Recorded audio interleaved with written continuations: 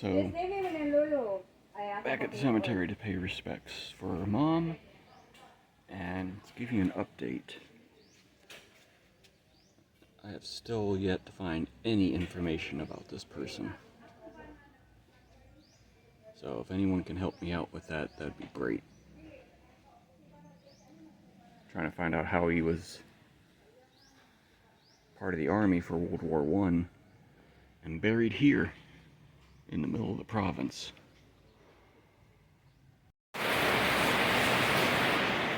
Alright, the outer bands of typhoons coming. Just can't remember the name of what they're calling this one. We don't get them much here, but we'll get the outer bands of them. So it's going to rain hard like this probably for hours. Alright, I think we're going to do another walk and talk. The typhoon bands have finally stopped. Kids are getting out of school, so I'm not going that way because I don't want them to put them on camera like Carpetbagger does. Anyway, so let's go this way. Maybe by the time I get back, we'll go the other way. So they just finished all this last month, so now we got kind of a sidewalk system here in the province on both sides. So I have also decided not to go ahead and do the rant. I've let cooler heads prevail. What's done is done.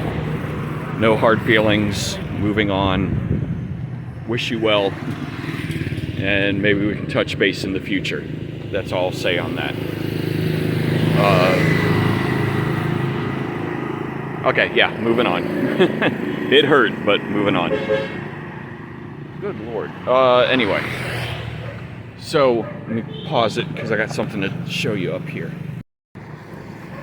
So I'm going to try to put this out shortly. I got one more Halloween thing for you, and that's just probably another,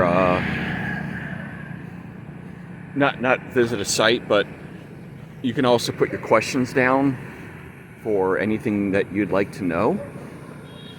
Interview BEBE about superstitions, Halloween in the province, and whatever else you'd like to know. See if we can get her to answer. So, anyway, so look here. See the ripples? I'm not sure if you can. They're like ripples right here. So what they do is they put fish.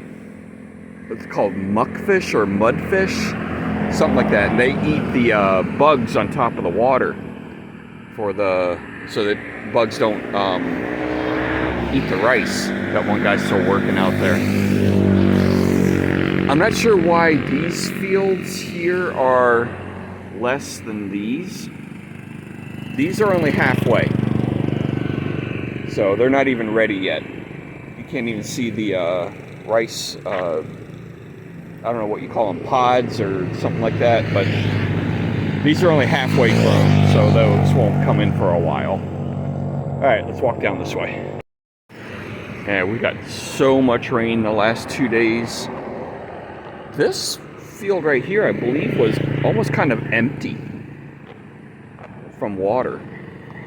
And of course it washed all the trash. That's one thing around here, is that province people aren't very well informed. I don't want to say educated because they're all educated in their own way, but well informed about plastic goods and recycling and just throwing shit everywhere. Alright, don't want to venture too far away because you ever get that feeling though you know it's going to start raining again soon, and I'm thinking I should head back, or at least keep going the other way, but don't go too far away in this direction. Alright, let's see if there's anything else I want to talk about. Yep, so here's rush hour in the province, or at least this part of the province. Lots of motorbikes. Oh, big news is around here. That's a lot of people, by now, a lot of people know me, and I think I've developed a pretty good relationship with a lot of the locals here. And everyone, when we were in town earlier today, was coming up to me. Here's where I get my haircut. Yeah, that's where I get my head shaved. I'm still a novelty to the kids around here, though. But anyway, big news, what people were coming up to me about was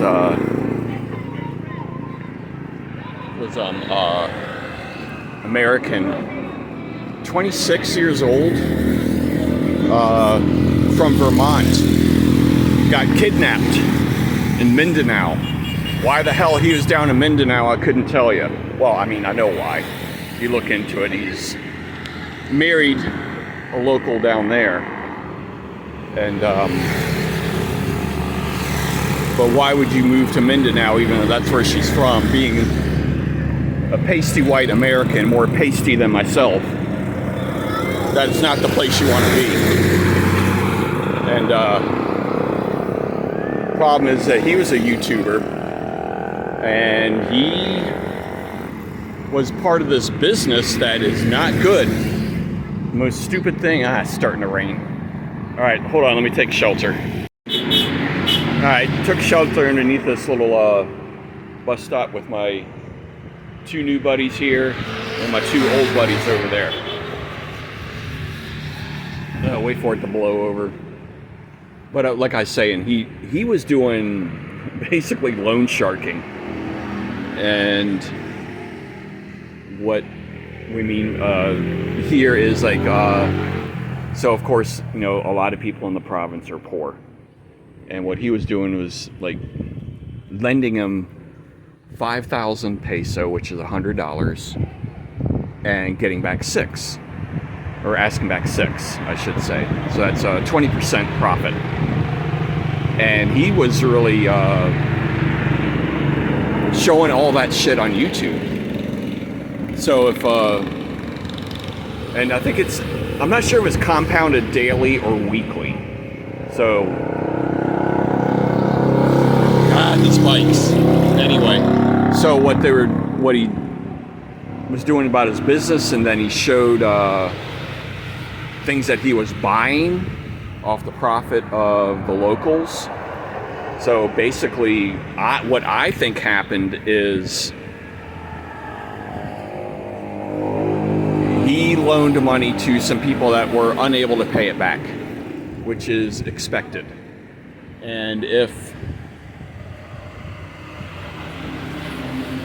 person can't pay it back, what are they going to do? And what are you going to do to them? Anyway. So, what I think is that one of the people knew somebody that knew somebody, or was connected to the local militant group, let's just say, and they stormed his house, dressed as police officers, all dressed in black and carrying M16s. He tried to escape. They shot him in the leg, put him in one of the speed pump boats, and took off. Whether this guy's still alive or not, I have no idea. But it's raised a lot of discussion in the expat community. And a lot of the answers were, he's an idiot. He's an idiot. It's like, yeah, I agree. He probably came from a sheltered life, never had a want for anything. Probably come from a wealthy family in Vermont, and he thinks that being 26 years old, the world is all kumbaya, get along, and it's not that way. And he's woken up to a real awakening. I mean, I hope he's okay, but chances are he's not.